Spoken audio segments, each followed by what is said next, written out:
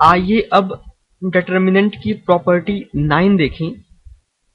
Let A be a square matrix of order n greater than or equals to 2 such that each element in a row or column of A is 0, then determinant of A is equals to 0। तो ये property बहुत ही easy property है, बहुत ही इसमें कुछ खास नहीं है। इस प्रॉपर्टी में ये कहा गया है कि अगर किसी भी मैट्रिक्स ए की कोई भी रो या कोई भी कॉलम अगर जीरो है, दैट मीन्स किसी भी रो या किसी भी कॉलम के सारे एलिमेंट्स जीरो हैं, तो उस मैट्रिक्स के डिटर्मिनेंट की वैल्यू जीरो होगी। मान लीजिए कोई एक मैट्रिक्स ए है, मैंने मान ली कि उस मैट्रिक्स ए की जो पहली रो है वो जीरो है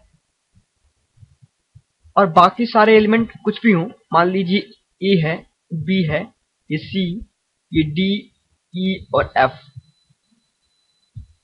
तो अगर पहली रो जीरो है और बाकी सारे एलिमेंट्स प्रेजेंट हैं या नहीं,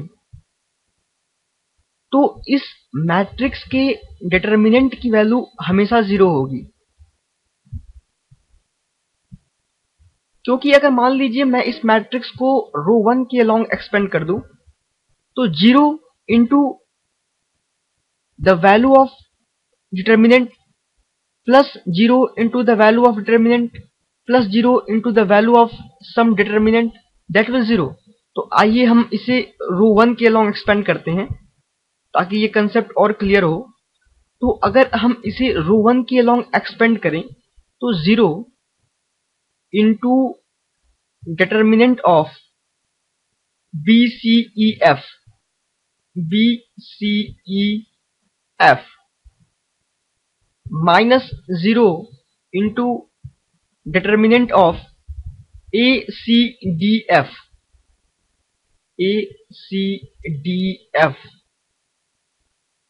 plus 0 into determinant of A B D E, A B D E.